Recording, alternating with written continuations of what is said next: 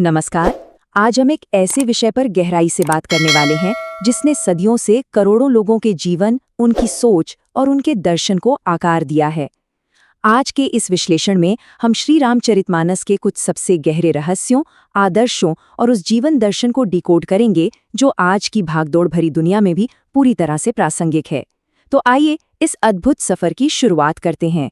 राम दरबार का जो स्वरूप हम अक्सर देखते हैं, सच कहूं तो वो सिर्फ एक राजसी अदालत का दृश्य नहीं है, बल्कि अपने आप में एक संपूर्ण जीवन दर्शन है। रामचरितमानस महज एक कहानी भर नहीं है, ये एक आदर्श गृहस्थ, एक खुशहाल परिवार और एक श्रेष्ठ राजधर्म का सबसे बड़ा और सटीक मार्गदर्शक है। तुलसीदास जी ने इसके जरिए समाज के हर वर्ग के लिए एक ऐसा बेहतरीन ढांचा तैयार किया जो हमें असल में जीवन जीने की कला सिखाता है।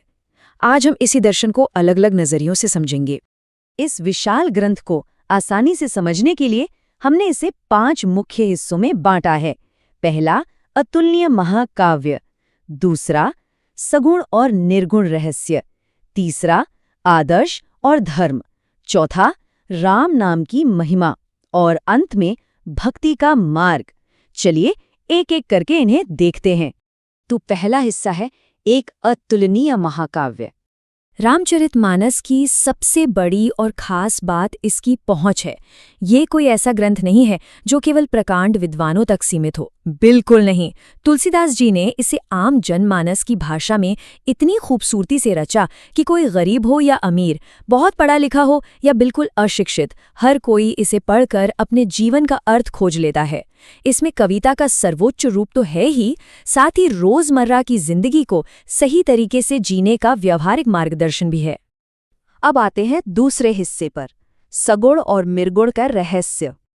अक्सर मन में ये बहुत ही गहरा दार्शनिक सवाल उठता है कि भाई यदि ईश्वर निराकार है, जिसे देखा नहीं जा सकता, जिसका जन्म नहीं होता, तो भला वो एक इंसान का रूप कैसे ले सकता है? दिलचस्प बात यह है कि ये कोई आम शंका नहीं है। रामचरितमानस में स्वयं माता पार्वती ने भगवान शिव के सामने ठीक यही संदेह प्रकट किया था। उन्होंने पूछा था कि जिस राम का नाम सब जपते हैं, क्या वे सिर्फ अयोध्या के राजा के पुत्र हैं या फिर कोई अजन्मा और निर्गुण ब्रह्म है? इस उलझन को सुलझाने के लिए इन 2 अवस्थाओं को समझना होगा। एक तरफ है निर्गुण, यानी जो निराकार है, अजन्मा है और अनंत है। दूसरी तरफ है सगुण, जो साकार है और आकार में है। पहली नज़र में ये दोनों बिल्कुल अलग लगते हैं, लेकिन निर्गुण ही सगुण रूप में अवतार लेता है। इसे एक बहुत ही अद्भुत प्रसंग से समझते हैं। ज्ञानी महामुनि विश्वामित्र वन में एक अत्यंत पवित्र आश्रम में रहते थे। वहां वे जप, यज्ञ और योग करते थे, लेकिन मारीच और सुबाहु जैसे राक्षस उनके यज्ञ में हमेशा उपद्रव मचाते थे। मुनि बहुत दुखी थे। फिर उन्होंने विचार किया कि ईश्वर ने तो पृथ्वी का भार हरने के लिए अवतार ले लिया है, बस प्रभु के दर्शन और राक्षसों के वध के लिए वे सीधे अयोध्या पहुंच गए। वहां राजा दशरथ ने मुनि का भव्य स्वागत किया। विश्वामित्र जी ने स्पष्ट कह दिया, राक्षसों के समूह मुझे सताते हैं, इसलिए हे राजन, मैं आपसे राम को मांगने आया हूं।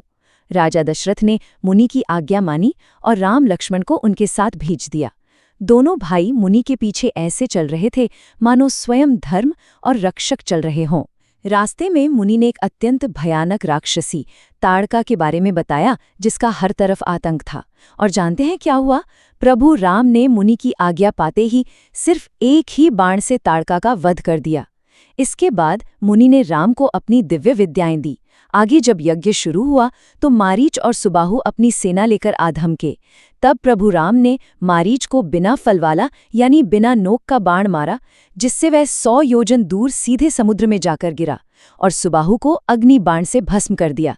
यह देखकर मुनि विश्वामित्र अत्यंत हर्षित हुए और उन्होंने राम को हृदय से लगा लिया। तो देखा आपने कैसे निर्गुण ब्रह्म संतों की रक्षा और दुष्टों के संहार के लिए सगुण रूप धारण कर लीलाएं करता है। शिवजी ने पार्वती जी को इस बात को एक बहुत ही प्यारे उदाहरण से समझाया। उन्होंने कहा, जरा सोचिए, पानी और ओले यानी बर्फ में क्या अंतर है? दोनों मूल रूप से एक ही तो है। पानी का कोई आकार नहीं होता, लेकिन जब तापमान गिरता है तो वही पानी जमकर बर्फ का आकार ले लेता है ना? ठीक इसी तरह जो निराकार और अगोचर ब्रह्म है, वो अपने भक्तों के सच्चे प्रेम और भक्ति के कारण सगुण रूप धारण कर लेता है, एक शरीर में प्रकट हो जाता है। कितने सरल तरीके से इतनी बड़ी दार्शनिक बात कह दी गई। चलिए आगे बढ़ते हैं तीसरे हिस्से पर, आदर्श और धर्म। रामचरितमानस को अगर रिश्तों और कर्तव्यों की एक मास्टर क्लास कहा जाए तो बिल्कुल गलत नहीं होगा। ये ग्रंथ हमें सिखाता है कि एक आदर्श राजा कैसा होना चाहिए, जिसके लिए प्रजा का हित सबसे ऊपर हो। ये हमें भ्रातृधर्म यानी एक आदर्श भाई का अर्थ बताता है, जो सत्ता के लिए नहीं बल्कि प्रेम और त्याग के लिए जाना जाए। इसमें पातिव्रत्य धर्म और सर्वोच्च भक्ति के ऐसे मानदंड हैं जो इंसान को हर रिश्ते में उसके कर्तव्यों का सही अर्थ समझाते हैं। इस बात को हम मानवीय स्वभाव के दो बिल्कुल विपरीत उदाहरणों से समझ सकते हैं। एक तरफ हैं भरत, जिन्होंने अपनी मर्जी से एक पूरे साम्राज्य को ठुकरा दिया। क्यों? क्योंकि उनके मन में अपने भाई राम के लिए अथाह प्रेम और समर्पण था। इसका नतीजा क्या हुआ? उन्हें सर्वोच्च भक्ति और युगों युगों का सम्मान मिला। वहीं दूसरी तरफ मंथरा है। उसने अपनी ईर्ष्या और कुबुद्धि से महारानी कैकेयी के मन में जहर घोल दिया, और उसका परिणाम क्या हुआ? पूरे अयोध्या में शोक, आपस में द्वेष और खुद मंथरा का पतन। ये हमें साफ तौर पर बताता है कि हमारे कर्म और हमारी नियत ही हमारा अंत तय करते हैं। अब आते हैं चौथे हिस्से पर, राम नाम की महिमा। राम नाम की ताकत का ये ऐतिहासिक किस्सा सच में रोंगटे खड़े कर देने वाला है। वाल्मीकि जी, जो पहले एक बिल्कुल ही अलग जीवन जीते थे, उन्होंने राम नाम का उल्टा जाप शुरू किया था, मरा मरा, और लगातार मरा मरा कहते कहते वो शब्द अपने आप राम राम में बदल गया। इसी नाम के प्रभाव से उनका जीवन ऐसा पलटा कि वे एक महान ऋषि बन गए और ब्रह्मा के समान आदरणीय हो गए। ये हमें बताता है कि ईश्वर का नाम इतना शक्तिशाली है कि अगर अनजाने में या उल्टे तरीके से भी लिया जाए तो भी ये इंसान का पूरा जीवन बदल कर रख सकता है। ये प्रसंग बहुत ही मार्मिक है। जब लंका जाने के लिए समुद्र पर पुल बांधने की बात हो रही थी तो भगवान राम खुद चिंतित थे कि इस अथाह सागर को कैसे पार किया जाए। तब जामवंत जी ने एक बहुत ही कमाल की बात कही। उन्होंने कहा कि समुद्र पर पुल तो बन ही जाएगा, लेकिन असली पुल तो आपका नाम है। एक ऐसा पुल जो इस सांसारिक जीवन की परेशानियों, दुखों और मोह माया के सबसे गहरे सागर को भी आसानी से पार करा देता है। और अब पांचवां और आखिरी हिस्सा, भक्ति का मार्ग। मानस में गरुड़ जी को सच्ची भक्ति का मतलब बहुत ही प्यारे ढंग से समझाया गया है। सवाल ये है कि अगर ईश्वर हर जगह है, कण-कण में है, तो वो हमें दिखाई क्यों नहीं देता? इसे ऐसे समझिए, लकड़ी के अंदर आग हमेशा मौजूद रहती है ना? लेकिन वो तब तक प्रकट नहीं होती जब तक उस लकड़ी को रगड़ा ना जाए।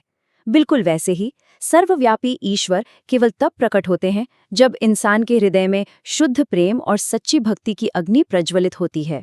मानस स्पष्ट करता है कि केवल ज्ञान या किताबी बातें काफी नहीं हैं। अगर ज्ञान में भक्ति नहीं है तो वो वैसा ही है जैसे किसी ने बहुत अच्छे कपड़े तो पहन लिए हों, लेकिन कोई आभूषण ना पहना हो, सब सुना सुना।